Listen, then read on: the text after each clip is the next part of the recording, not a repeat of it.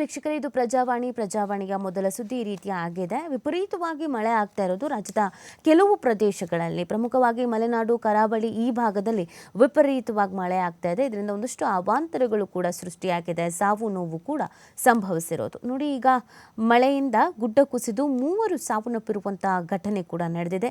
ಎಡಕಮುರಿ ಬಳಿ ಭೂಕುಸಿತವಾಗಿದೆ, ರೈಲು ಸಂಚಾರ ಕೂಡ ಸ್ಥಗಿತ ಆಗಿದೆ.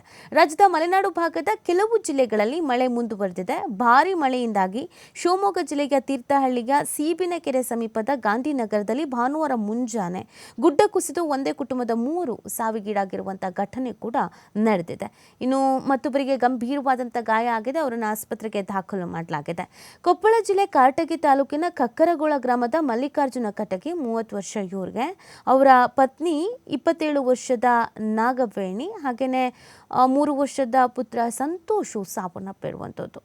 ಇನ್ನು ಒಬ್ಬರಿಗೆ ಗಂಭೀರವಾದಂಥ ಗಾಯ ಆಗಿದೆ. 40 ವರ್ಷದ ಹನುಮಂತ ಅವರಿಗೆ, ಅವರನ್ನು ಆಸ್ಪತ್ರೆಗೆ ದಾಖಲು ಮಾಡಲಾಗಿದ್ದು ಚಿಕಿತ್ಸೆಯನ್ನು ನೀಡಲಾಗ್ತಾ ಇದೆ. ಮಲ್ಲಿಕಾರ್ಜುನ ದಂಪತಿ ಕೂಲಿಗೆ ಅಂತ 4 ದಿನ ಹಿಂದೆ ಅಷ್ಟೇ ತೀರ್ಥಹಳ್ಳಿಗೆ ಬಂದಿದ್ರು. ಅವರು ಬೇರೆ ಊರಿನವರು ಅನ್ನೋದ್ರ ಬಗ್ಗೆ ಮಾಹಿತಿ ಸಿಗ್ತಾ ಇದೆ.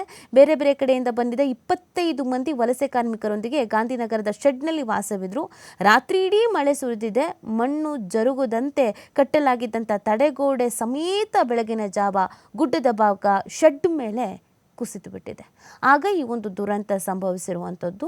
ಆಮೇಲೆ ಅಪಾಯ ಅಂತ ಉಳಿದ ಕಾರ್ಮಿಕರು ಹೊರಗೆ ಓಡ್ ಬಂದು ಜೀವ ಉಳಿಸ್ಕೊಂಡಿದ್ದಾರೆ. ಆದರೆ 4 ಮಣ್ಣಿನಡಿಗೆ ಸಿಲುಕಿದ್ದಾರೆ. ಅವರಲ್ಲಿ ಹನುಮಂತ್ ಅವರನ್ನು ರಕ್ಷಿಸಿ ಆಸ್ಪತ್ರೆಗೆ ದಾಖಲಿಸಲಾಗಿದೆ. ತೀರ್ಥಹಳ್ಳಿ ನಗರ ಠಾಣೆಯಲ್ಲಿ ಇದಕ್ಕೆ ಸಂಬಂಧಪಟ್ಟಂತೆ ಪ್ರಕರಣ ಕೂಡ ದಾಖಲಾಗಿದೆ. ವಿಪರೀತವಾಗಿ ಮಳೆ ಆದರೆ ನಮಗೆ ಇದೊಂದು ಸಮಸ್ಯೆ, ಗುಡ್ಡ ಕುಸಿತ, ಭೂ ಕುಸಿತ, ಈ ಥರ ಸಮಸ್ಯೆಗಳಾಗತ್ತೆ. ಅದಲ್ಲದೆ ಮನೆಗಳ ಮೇಲ್ಛಾವಣಿ ಬೀಳೋದ್ರಿಂದ, ಕಾಂಪೌಂಡ್ ಕುಸಿತ ಆಗೋದ್ರಿಂದ ದುರಂತಗಳು ಸಂಭವಿಸ್ಬಿಡುತ್ತೆ. ಹಾಗಾಗಿ ಒಂದು ಸ್ವಲ್ಪ ಮಟ್ಟಿಗೆ ಮಲೆನಾಡು, ಕರಾವಳಿ ಎಲ್ಲೆಲ್ಲಿ ವಿಪರೀತವಾಗಿ ಮಳೆ ಆಗ್ತಾ ಇದೆಯೋ ಅಲ್ಲಿ ನಮಗೆ ಗೊತ್ತಾಗುತ್ತಲ್ವಾ, ಒಂದಷ್ಟು ಓಕೆ ನಮ್ಮ ಮನೆ ತುಂಬ ಹಳೆದು ಬಿರುಕು ಬಿಟ್ಟಿದೆ ಅಥವಾ ಮೇಲ್ಛಾವಣಿ ಕುಸಿಬೋದು ಅಥವಾ ಈ ಥರದೊಂದು ಪರಿಸ್ಥಿತಿ ಇದೆ ಅಂದಾಗ ಜೀವ ಉಳಿಸ್ಕೊಳ್ಳೋ ಪ್ರಯತ್ನವನ್ನಾದರೂ ಮಾಡಬೇಕಾಗತ್ತೆ. ಬೇರೆ ಕಡೆಗೆ ಮೂವ್ ಆಗೋ ಥರನೋ ಏನೋ ಒಂದು ಮಾಡಬೇಕಾಗತ್ತೆ.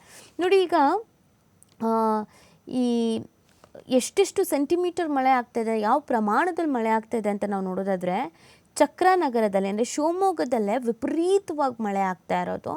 ಶಿವಮೊಗ್ಗದ ಚಕ್ರನಗರದಲ್ಲಿ 32 ಸೆಂಟಿಮೀಟರ್ ಮಳೆ ಆಗಿದೆ. ಮಾಣಿಯಲ್ಲಿ 28.6, ಯಡೂರಲ್ಲಿ 28, ಮಾಸ್ತಿಕಟ್ಟೆಯಲ್ಲಿ 28, ಆಗುಂಬೆಯಲ್ಲಿ 24.6.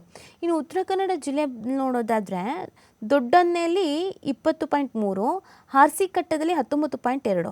ಇನ್ನು ಕೊಡಗು ಜಿಲ್ಲೆಯಲ್ಲಿ ನೋಡೋದಾದರೆ ಭಾಗಮಂಡಲದಲ್ಲಿ 21, ಸಂಪಾಜೆಯಲ್ಲಿ 19, ಮಡಿಕೇರಿಯಲ್ಲಿ 10 ಈ ಪ್ರಮಾಣದಲ್ಲಿ ಮಳೆ ಆಗ್ತಾ ಇದೆ. ಅಂದರೆ ರಾಜ್ಯದ ಕೆಲವು ಪ್ರದೇಶಗಳಲ್ಲಿ ವಿಪರೀತವಾಗಿ ಮಳೆ ಆಗ್ತಾ ಇರೋದು.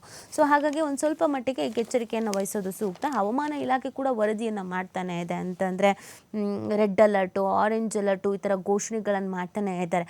ಆಗ ಸಂಬಂಧಪಟ್ಟಂಥ ಜಿಲ್ಲಾಡಳಿತಗಳು ಎಚ್ಚೆತ್ತುಕೊಳ್ಳುವಂಥದ್ದು, ಶಾಲಾ ಕಾಲೇಜುಗಳಿಗೆ ರಜೆ ಘೋಷಣೆ ಮಾಡುವಂಥದ್ದು, ನದಿ ಪಾತ್ರದ ಜನರನ್ನು ಬೇರೆ ಕಡೆಗೆ ಸ್ಥಳಾಂತರ ಮಾಡುವಂಥದ್ದು, ಈ ಥರದ ಕೆಲಸ ಕಾರ್ಯಗಳಾಗ್ತಾ ಇದೆ. ಹಾಗಿದ್ದೂ ಕೆಲವೊಮ್ಮೆ ಗೊತ್ತಿದ್ದು ಗೊತ್ತಿಲ್ಲದೇನೂ ಈ ಥರದ ದುರಂತಗಳು ಸಂಭವಿಸ್ತಾ ಇರುವಂಥದ್ದು.